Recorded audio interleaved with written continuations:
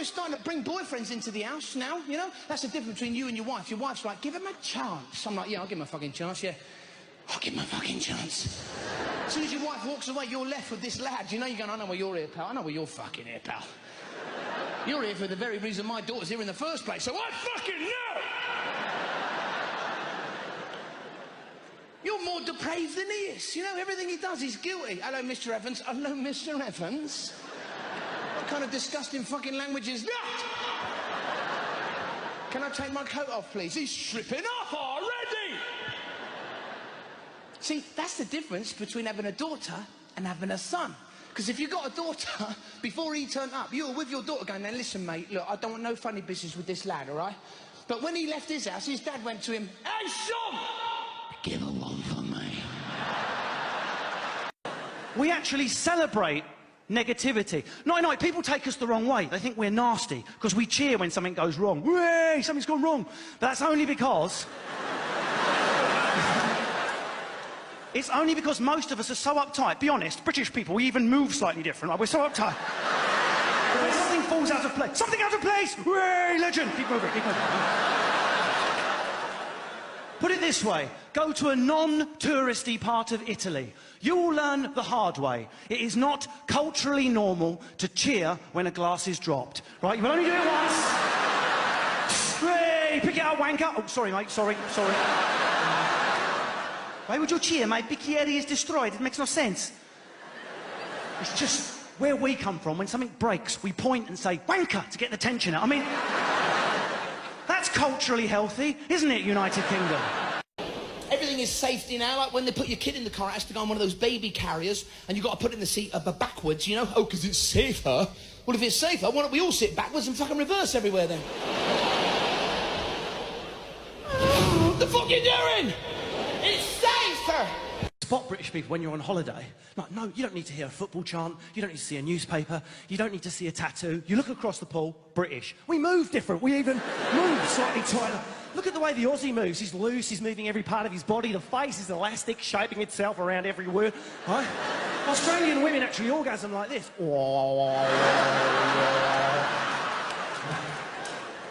Have you never noticed it? I can tell by looking at the front rows who's English because I sort of sat there, oh God, don't refer to me, please. Posh people actually look at the floor when they lose their temper. They're like, I won't be spoken to like that. I do think Mr. Farage has a point about Polish people. You'll leave my driveway immediately, thank you very much. Working class people go backwards. Do not push me any further, mate. I will go all the way to the floor. We shrink. Gesticulating from below the ribcage. How weird is that? Nearly every other culture in the world, people move their face. We don't move this top part of our face. Most of us, if we're posh, we don't move the top part of our face. Name something a burglar would not want to see when he breaks into a house. Right. Naked grandma! Naked, huh? I don't want to see that either.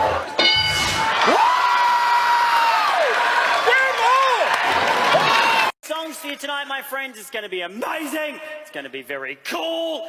No, sorry. What are you doing? Sorry, I just thought I recognised someone in the front row, but I don't, so it's all under control. Well, this is a professional start, isn't it? Who are you looking at? My eyeballs aren't real. Where are you looking? Hello there, sir. What's your name? Dan? Dad. Dan! Dan, have you ever met Sammy J before? No? Then stop fucking distracting him, Dan! Man's trying to do a job! Back the fuck off, Dan! George, are you trying to tell me that you are the General's perfect woman? Well, yes, I rather think I am. Well, thank God the horny old blighter didn't ask you to marry him. You did? Well, how did you get out of that one? Well, to be honest, sir, I'm not absolutely certain that I did. What? Well, you don't understand what it was like, sir. You know, the candles, the music, the huge moustache. I don't know what came over me. You said yes? Oh, after all, sir, he is a general. I didn't really feel I could refuse. He might have had me court-martialed. Whereas, on the other hand, of course, he's going to give you the Victoria Cross when he lifts up your frock on the wedding night and finds himself looking at the last turkey in the shop. Yes, kind of doll. I know it's a mess of it. You see, he got me squiffy, and then when he looked into my eyes and said, "Chipmunk, I love you." Chipmunk! Yes, but it's his special name for me, you see. He says my nose looks just like a chipmunk. Oh, God. Well, there's serious trouble here. If the General ever finds out that gorgeous Georgina is in fact a strapping 6-footer from the rough end of the trench, it could precipitate the fastest execution since someone said, "This Guy Fawkes bloke, do we let him off or what?" Do we really need this? A company has invented a smart condom that can rate your performance in the bedroom. Rate your performance. It's sex. It's not Strictly. How was that for you? 7? Who wants to be reviewed by Johnny? Just sat in the bin like that. A very poor performance from how hard? I'd give him a soft 5, which is exactly what he gave her. It's mental. And it doesn't just rate you, it shows you the amount of calories you're burning, your session duration, your girth, your speed, and the number of thrusts. We've invented a Fitbit for dicks. And this is the maddest bit. Users will have the option to share their recent data with their friends.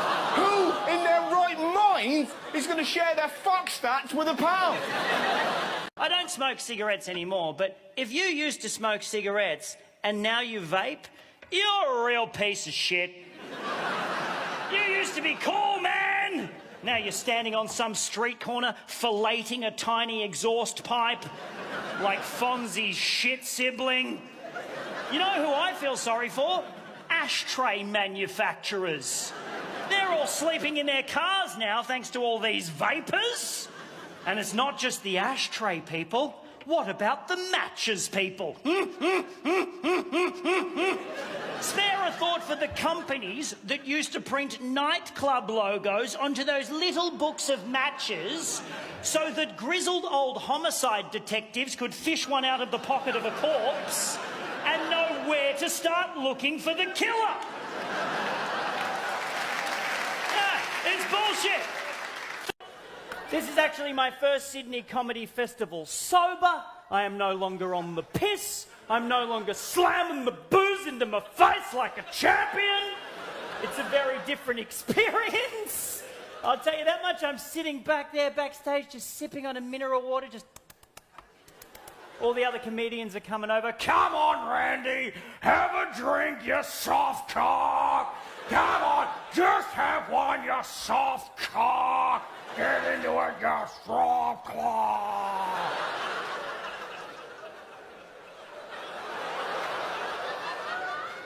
I don't think it helps with that, does it? In my experience, it's usually the excessive use of alcohol that tends to soften one's cock, not the other way around. Can't remember using Jägermeister as a cure for erectile dysfunction, but before I came here to Sydney, I was at the Adelaide Fringe Festival. Now, those of you who don't know, the Adelaide Fringe Festival goes for 5 weeks. 5 weeks, the city comes alive, and then the rest of the year it's just tumbleweeds and pregnant teenagers. But for those 5 weeks, it's a party city.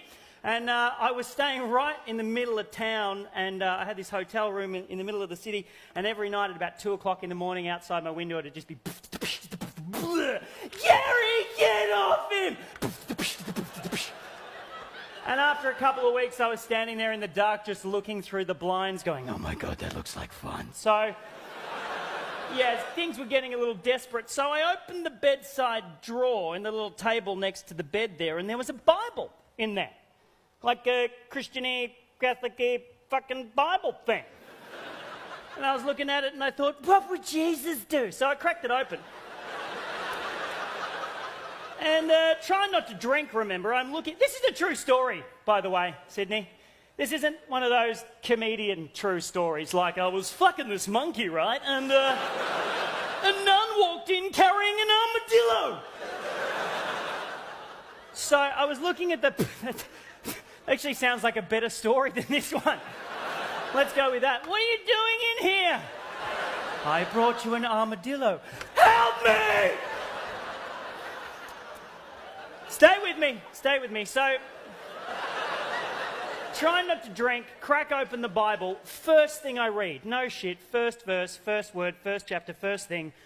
Give wine unto those that be of heavy heart. Oh, come on! Not you too, Jesus, sitting on a cloud somewhere texting me, come to the pub, you soft cock!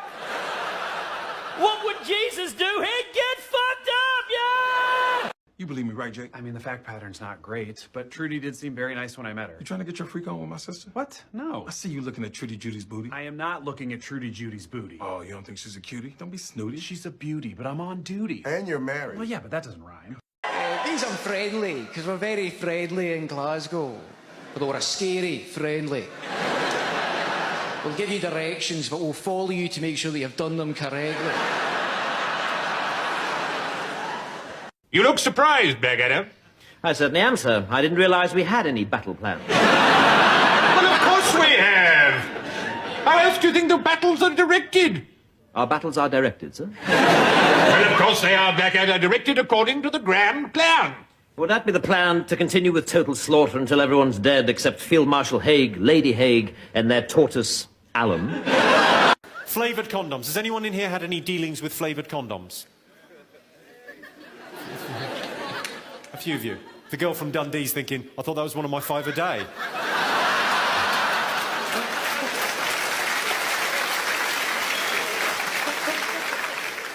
Another banana, lovely. My point on flavoured condoms is they are a waste of money, okay? Turns out my girlfriend doesn't have a sense of taste in her front bottom. Or back cunt. Which is just as well if you think about it. Well, don't think about it. Did you hear what the Chancellor has been spending our tax money on? Chancellor George Osborne has a special civil servant who guards his fridge to stop people stealing his milk. What a prick! People are struggling to make ends meet and he's blowing his money on a fucking milk monitor. Ding-a-ling-a-ling, Jeeves, make sure nobody takes my Cravendale. Poor milk monitor. Imagine doing that for a living. I work for the government. What department? Semi-skimmed. I'm from Wales.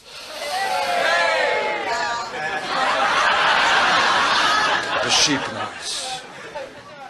You thought you'd do a little sheep noise, did you, madam? I don't care who it was, I just don't understand the thinking of people who do sheep noises. What goes through your mind? You think that guy's Welsh? He shags sheep. I will do my best to pretend to be a sheep.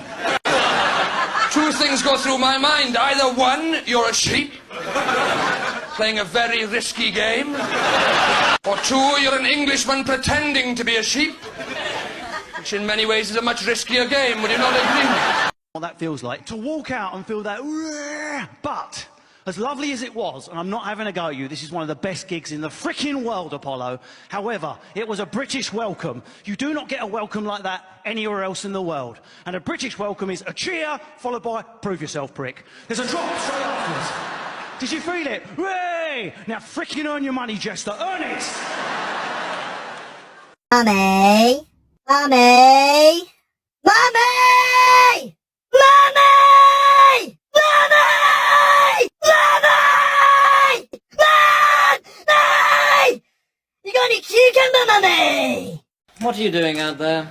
I'm carving something on this bullet, sir. What are you carving? I'm carving baldrick, sir. Why?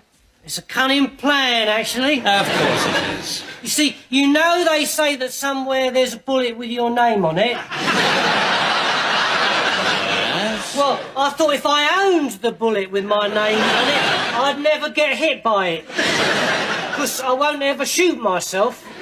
Oh, shame. And the chances of there being 2 bullets with my name on them are very small indeed. Yes, it's not the only thing around here that's very small indeed.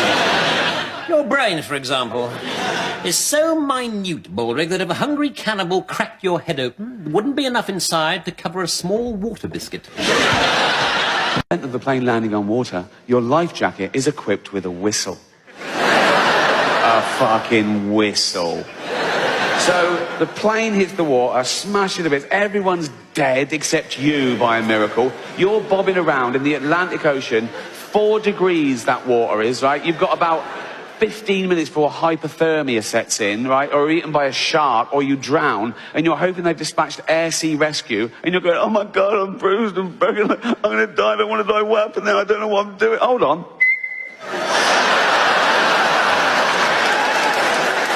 Do you know what makes me really, really happy? I like looking after my nephew. He's 3. A lot of fun hanging out with a 3-year-old, because you can teach him things, and no one knows you did the teaching.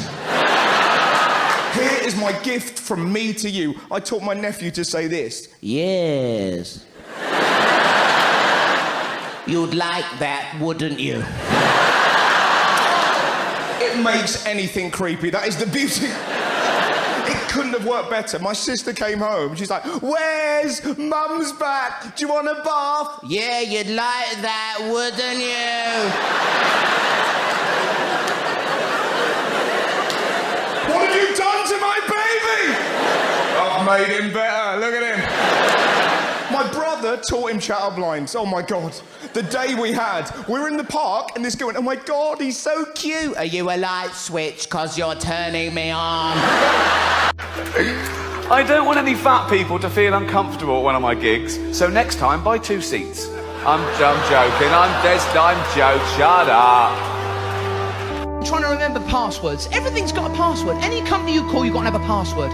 It's so hackers can't get into your bank account. Yeah, we're neither the fuck can I. They warn you to change your password now and again, keep the criminals guessing. The only one who's guessing is me.